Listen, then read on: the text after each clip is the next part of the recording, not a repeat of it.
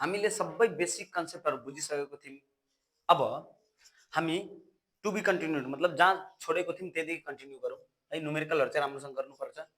Refractive इन्डेक्सको कन्सेप्टहरु अलिअलि हामीले बुझ्नुपर्छ।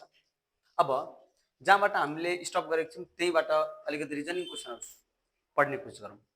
के भनेको छ स्टार ट्विंकल्स मतलब आकाशमा ताराहरु छ नि, यस्तो लाग्छ ताराहरु चम्किदैछ, यसको लाइट यतादेखि उता उतादेखि उता उतादेखि उता हुँदैछ। किनभने यहाँ जुन छ नि हाम्रो यो हामी छौं यहाँबाट स्टारलाई हेर्दै छौं भने यहाँ के छ डिफ्रेन्ट डिफ्रेन्ट लेयरहरु हुन्छ क्या। कुनै डेन्सर हुन्छ, कुनै रेयरर हुन्छ, कुनै फेरि डेन्सर हुन्छ, रेयरर हुन्छ। एकअर्काको कम्पेयरमा जस्तै हाम्रो एटमोस्फियर भन्दा माथि ट्रोपोस्फियर कुन धेरै फेयरहरु छ नि त। डेन्सर रेयरर भएको कारणले नि के हुन्छ हामी हेर्दै छौं अलिकति बाङ्गो भइदिन्छ यता गइहाल्छ, फेरि अलिकति यता बाङ्गो भइदिन्छ, अलिकति बाङ्गो भइदिन्छ। मतलब या फेरि यसको लाइट यसरी आउँछ अलिकति बाङ्गो भएर आँखामा आउँछ भनेपछि के हुन्छ अलिअलि जुन हाम्रो लेयर छ। किनभने रेयररदेखि डेन्सरमा जान्छ भने हल्का पनि लाइट बेन्ड हुन्छ भने लाग्छ तारा त्यहाँ छ, फेरि यहाँ छ ए तारा त घुमघुम हुँदैछ मतलब हुँदैछ त। स्टार ट्विंकल्स किन light from stars com to our eyes through different medium where some are rarer and denser in comparison to each other. So the ray of light bends little, so due to which we can feel star twinkles. Pond appear swallower मतलब पोखरी हेर्दाखेरि लाग्छ हे त्यति धेरै गहिरो छैन, कम गहिरो छ। किन पोखरीको जुन सबभन्दा धरती छ नि त्यो धरतीबाट लाइट आउँछ, त्यो लाइट बेन्ड भएर हाम्रो आँखामा आउँछ र हाम्रो आँखाले त्यसपछि हेर्छ लाग्छ त्यो माथि उठेको छ, लाग्छ माथि धरती माथि आएको छ। यहाँ पनि हामीले कुन कन्सेप्ट दिन सक्छौं when light from pond comes from denser to rarer medium it bends away from the normal. Rare देखि डेन्सर जाँदा टुवर्ड नर्मल बेन्ड हुन्थ्यो, अब यहाँ के हुन्छ यसरी सिधा आउँदैछ भने अलिकति अवे हुन्छ due to which our eyes see straight, so it seems it is a bit lifted up यताउता। Persons leg appear to be short in tank, same to same कुरा है। Object appear to be less depth, same to same कुरा। अनि अर्को छ limitations of Snell's ल। अब सबभन्दा पहिला त स्नेल्स ल भने के हो sine i by sine r. Snell's ल को लिमिटेसन के हो भन्दाखेरि फर्स्ट लिमिटेसन यो छ कि लाइट डेन्सर देखि रेयरमा आउनुपर्छ, डेन्सर टु रेयर मिडियममा आउनुपर्छ र सेकेन्ड के छ sine r must not be equal to 0। यो मुनिको 0 भइहाल्यो भने टेन्सन खत्तम, ठीक छ। यो दुईटा हामीले अनि इन्फिनिटी भइहाल्छ जुन कि हाम्रो पोसिबल छैन। अब total internal reflection of light अहिलेसम्म हामीले के कुरा गर्यौं जब हाम्रो लाइट डेन्सरदेखि रेयरमा जाँदैछ यार सरी अहिलेसम्म हामीले के कुरा गर्यौं रेयररदेखि जब डेन्सरमा जाँदैछ मतलब हावादेखि पानीमा जान्छ भने इट बेन्ड टुवर्ड नर्मल। तर टोटल इन्टरनल रिफ्लेक्सनले के भन्छ भने एकदम डिटेल मजाले बुझ्ने है। टोटल इन्टरनल रिफ्लेक्सन धेरै इम्पोर्टेन्ट छ। यसले के भन्छ भने नर्मल छ यदि लाइट यो डेन्सर हो डेन्सरदेखि रेयरमा जाँदैछ भने it bends away from the normal. सिधा एकछिन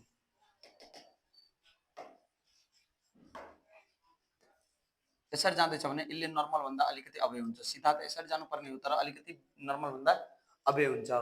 त्यसपछि यदि हामीले एंगल अफ इन्सिडेन्सलाई अझै अलिकति बढायौं यो एंगल अफ इन्सिडेन्सलाई यो एंगल अफ अब के भयो एंगल अफ इन्सिडेन्स यो भयो, एंगल अफ रिफ्र्याक्सन यो भयो नि त डेन्सरदेखि रेयरमा जान्छ भने। अब एंगल अफ इन्सिडेन्सलाई अझै अलिकति बढायौं भने के हुन्छ भन्दाखेरि यो अझै अलिकति ज्यादा नै बढ्छ, सिधा यसरी जानुपर्ने हो यो चाहिँ अलिक बढी नै बढ्यो। यो एंगल अफ इन्सिडेन्स बढायौं भने एंगल अफ रिफ्र्याक्सन अझै अलिकति बढी ज्यादा नै बढ्यो। यहाँ त हामीले भनेको मात्रै छु एंगल अफ इन्सिडेन्स किनभने हामीले डेन्सरदेखि रेयरतिर गइरहेको छौं है। अहिले एकछिनमा थाहा हुन्छ। त्यसपछि फेरि के गर्छौं हामी अझै अलिकति यसको एंगललाई बढायौं अझै अलिकति इन्सिडेन्सलाई बढायौं भने नि यो यसरी सिधै जान थाल्छ है। र यो एंगललाई हामी भन्छौं सी। सी भनेको क्रिटिकल एंगल। ध्यान दिएर बुझ है यहाँ क्रिटिकल एंगलको कन्सेप्ट यही छ। यसलाई हामी सी भन्छौं र यदि हाम्रो अब एंगल सी भन्दा पनि बढी भयो भने यही भित्र हाम्रो के हुन्छ रिफ्लेक्सन हुन्छ। भनेपछि रिफ्लेक्सन हुँदाखेरि यहाँ एंगल अफ इन्सिडेन्स छ यहाँ एंगल अफ रिफ्लेक्सन हुन्छ, एंगल अफ रिफ्लेक्सन हुन्छ। त यो यसलाई हामी के भन्छौं टोटल इन्टरनल धेरै इम्पोर्टेन्ट टपिक हो है, total internal reflection of light. ठिक छ, total internal reflection of light यसलाई नै भन्छौँ। के हो total internal reflection of light? यहाँ म लेख्छु वेन अ रे अफ लाइट पासेस। हेर है, मैले धेरै कम डेफिनेसन लेखिरहेको हुन्छु, प्राय सबै भनेरै बुझाइदिन्छु, तर यो धेरै इम्पोर्टेन्ट छ त्यसैले लेख्दैछु।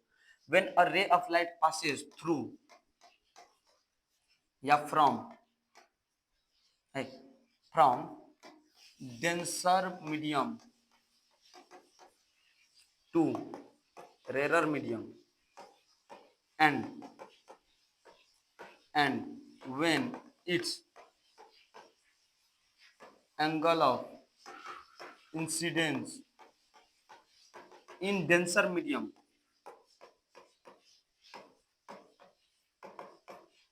is greater than critical angle, hey, angle of incidence is greater than critical angle, the reflection of light appears, which is called total internal reflection of light. ठिक छ, यहाँसम्म सब कुरा क्लियर छ, एकदम मजाले बुझिहाल्ने है। ल, व्हाट इज क्रिटिकल एंगल? अब the angle for which angle of refraction in rare medium is 90 degree is called critical angle. The angle, अब यसलाई पनि त्यही टाइपले लेख्ने, when a light passes from denser to rarer medium and the angle of refraction is 90 degree, then the angle of incidence is called critical angle है। यहाँ हामीले easily लेख्न सक्छौँ relation between critical angle and refractive index. अब हामीले यहाँ के लेख्न सक्छौँ भन्दाखेरि यहाँ इन्सिडेन्स छ, यो सी हो, यो 90 डिग्री छ भने हामीलाई एउटा कुरा के थाहा छ भन्दाखेरि mu equal to sine i by sine r. यो साइन आई भनेको जहिले पनि के हुनुपर्छ भन्दाखेरि रेयर मिडियमको एंगल हुनुपर्छ र साइन आर भनेको जहिले पनि डेन्सर मिडियमको एंगल हुनुपर्छ। Mu equal to sine 90 by sine C है। अब साइन 90 भनेको 1 हो, 1 by mu equal to sine C. यहाँ के लेख्छौँ C equal to sine inverse 1 by mu है। सी भनेको क्रिटिकल एंगल। ठीक छ, यहाँ critical angle is sine inverse 1 by mu. यहाँ चाहिँ हामीले इजिली राम्रोसँग लेख्न सक्छौँ यसलाई। ठीक छ, condition for total internal reflection of light. ठीक छ, यो चाहिँ हामीले इजिली बुझिराख्नुपर्छ है। अहिले न्युमेरिकलहरु हामी धेरै गर्छौँ, यो चाहिँ याद राखिराख्नु जहिले पनि। ठीक छ, फेरि झुक्किने हैन, साइन सी सुरुमा लेखेर साइन 90 लेख्ने हैन, गल्ती हुन्छ। ठीक छ, अब condition for total internal reflection of light हामीले के गरेको छौँ, total internal reflection of light कतिखेर हुन्छ जब यो इन्सिडेन्स र यसलाई रिफ्लेक्टिङ एंगल भन्छौँ। सबभन्दा फर्स्टमा के हुनुपर्छ, ray must pass from denser medium to rarer।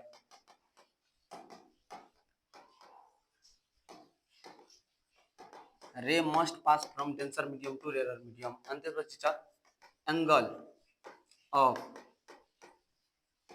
incidence of denser medium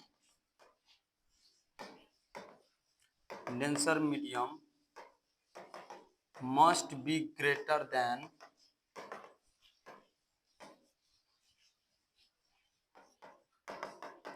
critical angle। अर्कोमा हामी रे मस्ट बी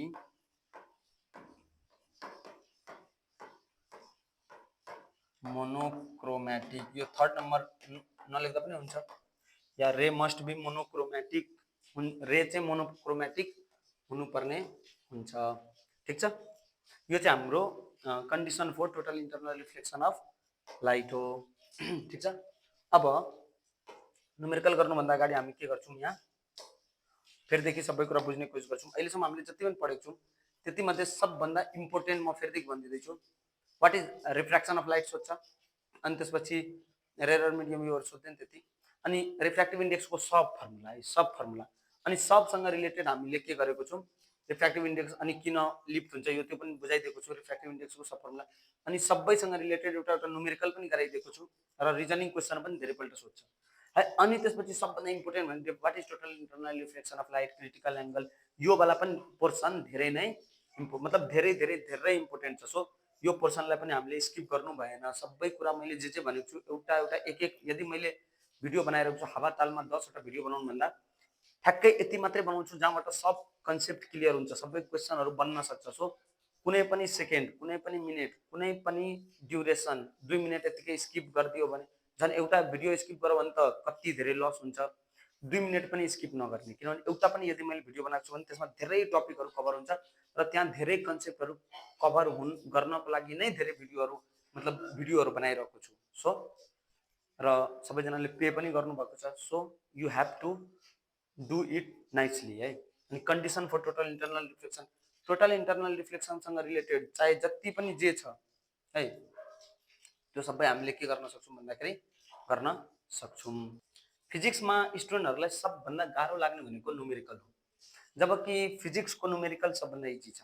फिजिक्स हैन, क्लास 10 लेभलसम्मको यदि साइन्सको कुनै पनि टपिकको न्युमेरिकल, सबै टपिक हामी अहिले डिटेलमा राम्रोसँग पढ्छौँ नै, कुनै पनि टपिक छ त्यसको न्युमेरिकल भनेको सबभन्दा मस्ट इजी पार्ट हो र सबभन्दा के भन्छ simple portion. Find the critical angle of medium whose refractive index, हामीलाई थाहा छ साइन सी इक्वल टु 1/μ हुन्छ भनेर, र सी भनेको के हो हाम्रो क्रिटिकल एङ्गल र म्यू भनेको हाम्रो के हो भन्दाखेरि रिफ्र्याक्टिभ इन्डेक्स। ठिक छ, राम्रोसँग बुझ्ने कोसिस गरौँ। अब critical angle C equal to what, whose refractive index, refractive index भनेको म्यू इक्वल टु 1.65 छ। अब हामीले के लेख्छौँ, sine c equal to 1/μ, sine c equal to 1/1.65, c equal to sine inverse 1/1.65 भनेको अब हामीले क्यालकुलेटरमा हालेर पनि गर्न सक्छौँ सिम्पली, र यो कुन मिडियम हो मतलब छैन, त्यसको हामीले सिम्पली यसरी क्रिटिकल एङ्गल निकाल्न सक्छौँ। ठिक छ, र जहिले पनि न्युमेरिकल लेख्दाखेरि कोसिस गर्नु यहाँ critical angle C equal to what, refractive index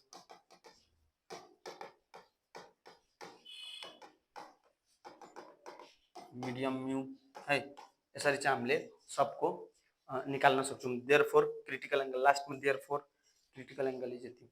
अब if critical angle of diamond is यति, सोल्युसन हामी लेख्न सक्छौँ critical angle of diamond is 24.41 degree, find its refractive index, refractive index mu, mu चाहिँ हाम्रो कति हुन्छ, हामीले के लेख्न सक्छौँ mu equal to 1/sin c। ठिक छ, mu इक्वल टु, किनभने sin c इक्वल टु 1/μ हो भने mu equal to 1/sin c, 1/sin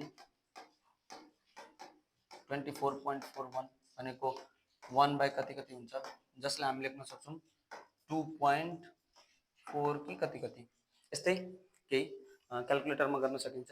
ठिक छ, क्रिटिकल एङ्गल वाला क्वेसनहरू पनि यसरी नै सोधिरहेको हुन्छ। अब totally reflecting prism, totally reflecting prism भनेको कुनै एउटा प्रिज्म छ जहाँ हाम्रो लाइट जाँदैछ, त्यो लाइट के हुन्छ प्रिज्मबाट रिफ्लेक्ट भएर बाहिर आउँछ, जबकि एक्चुअलमा कुनै एउटा सिसाको ग्लास हामीले हाल्यौँ भने यहाँ अलिकति रिफ्र्याक्ट हुन्छ, रिफ्र्याक्ट भएर बाहिर आउने हो। यहाँ के हुँदैछ, रिफ्र्याक्ट हुँदैछ नि, यहाँबाट जाँदैछ भने अर्कोतिरबाट रिफ्लेक्ट भएर आउँदैछ भने त्यसलाई हामी भन्छौँ टोटल्ली रिफ्लेक्टिङ प्रिजम। यो प्रिजमलाई एकछिनको लागि यसरी हामीले राख्यौँ भने के हुन्छ भन्दाखेरि यस्तो छ, यसरी लाइट गयो, यसरी लाइट आयो भनेपछि यहाँ के हुँदैछ हाम्रो टोटल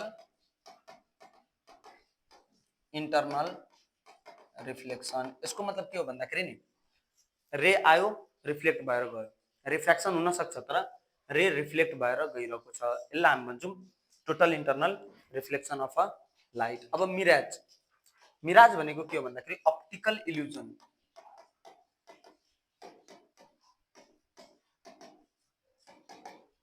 बुझाउँछु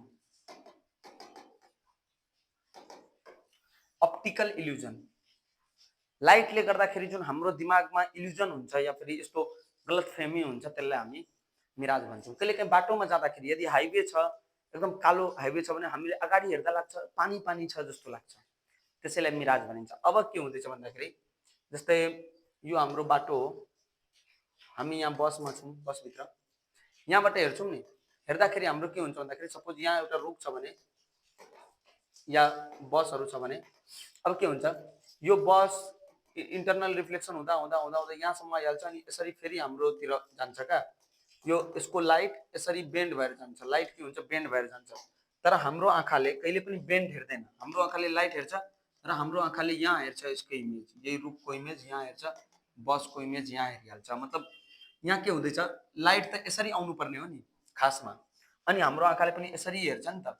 के हुँदैछ, लाइट यहाँ आयो अलिकति बेन्ड भयो, अलिकति बेन्ड भयो, बेन्ड भयो, बेन्ड भयो, डेन्सर मिडियमको कारणले फेरि यहाँ भयो, यहाँबाट अप अप हुँदै गयो। यसरी जुन हाम्रो रेयर डेन्सर मिडियम सिधाको ठाउँमा अलिकति बेन्ड हुँदै अलिअलि मात्रै बेन्ड हुँदै हुँदै जान्छ भने आँखाले त्यसपछि सिधै जस्तै यहाँ माथिको लाइट यसरी मेरो आँखामा आउँदैछ भने नि मेरो आँखामा त लाइट यसरी आएको छ त मेरो आँखाले तल हेर्छ, तर त्यही कुरा तल देखिन्छ, आँखाले लाग्छ तल हेर्दैछु तर त्यो माथि हुन्छ, इल्युजन भएको हो। मतलब रियलमा आँखाले यसरी नै रे फलो गर्दैछ तर आँखाले हेर्दा सिधा हेर्छ, आँखाले लाग्छ यसको सिधा त त्यो तल हो, जब आँखाले यसरी घुमेर हेर्दै हुन्छ बट त्यसलाई लाग्छ तल हो, त त्यसको रिफ्लेक्सन तल आउँदैछ भने केही पानी छ भने रिफ्लेक्सन तल हो। त्यस्तो टाइपको इल्युजनलाई हामी के भन्छौँ, मिराज भन्छौँ, माइरेज के भन्नु मन छ भन्दा।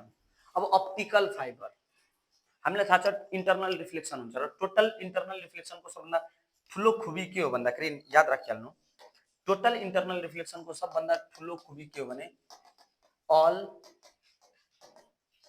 light is passed in total internal reflection, nothing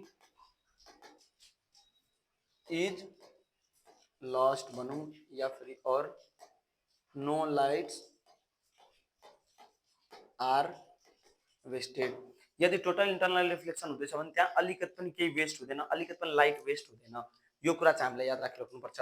अब यहाँ छ हाम्रो अप्टिकल फाइबर। अप्टिकल फाइबर भनेको यस्तो डिभाइस हो जस्तै यहाँबाट 50 यहाँबाट 200 किलोमिटर टाढा मलाई केही इन्फर्मेसन सेन्ड गर्नु छ, इन्फर्मेसन भनेको वेब, जस्तै टेलिभिजनको वेब होस् या जेसुकै होस् या इन्टरनेटको वेब केही सेन्ड गर्नु छ भने यो यहाँ के हुन्छ, हामीले वेब हाम्रो टक्राउँदै टक्राउँदै जान्छ अनि यताबाट चाहिँ बाहिर निस्किन्छ र यहाँ नो लस अफ वेब हुन्छ, मतलब वेब अलिकति पनि लस हुँदैन।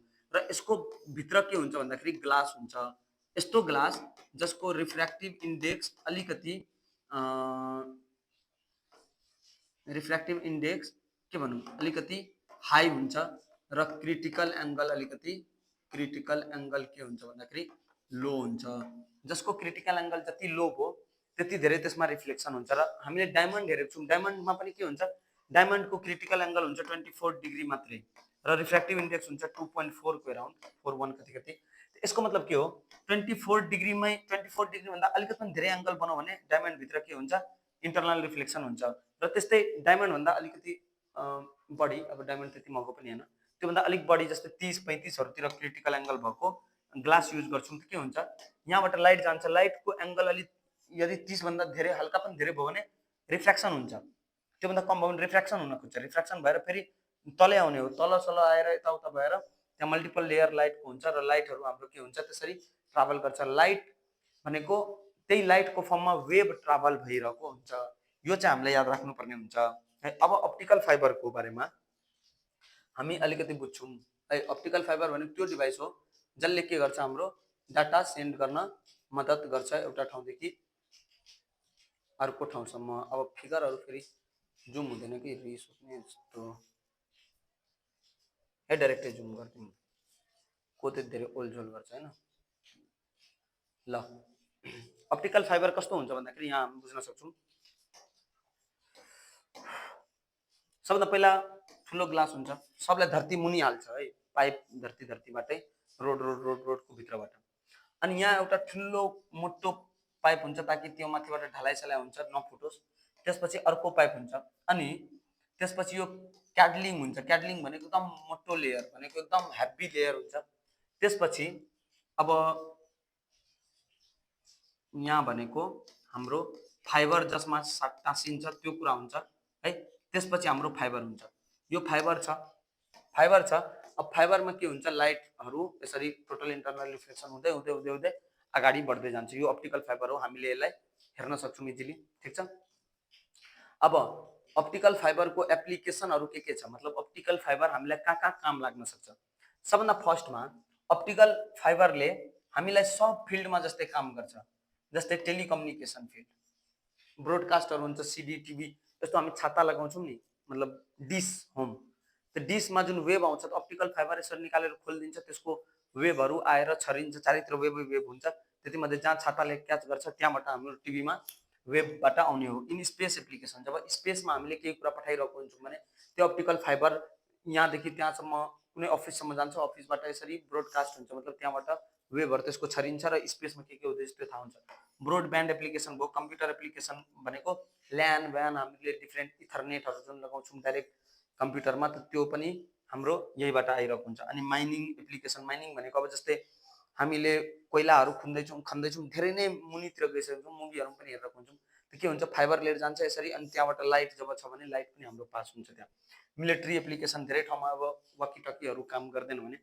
इन मेडिकल एप्लिकेसन्स, मेडिकल एप्लिकेसनमा पनि धेरै यसको काम छ। अहिले मेडिकल एप्लिकेसनमा ठ्याक्कै अप्टिकल फाइबर होइन, तर मेडिकल एप्लिकेसनमा पनि के हुन्छ भन्दाखेरि अपरेसनहरू गर्दाखेरि अब के भयो, चिडफाड धेरै गर्नु पर्दैन।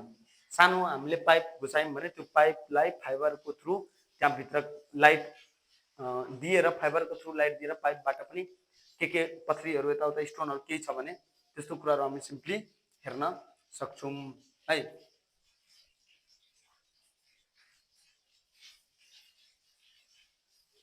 ठिक छ।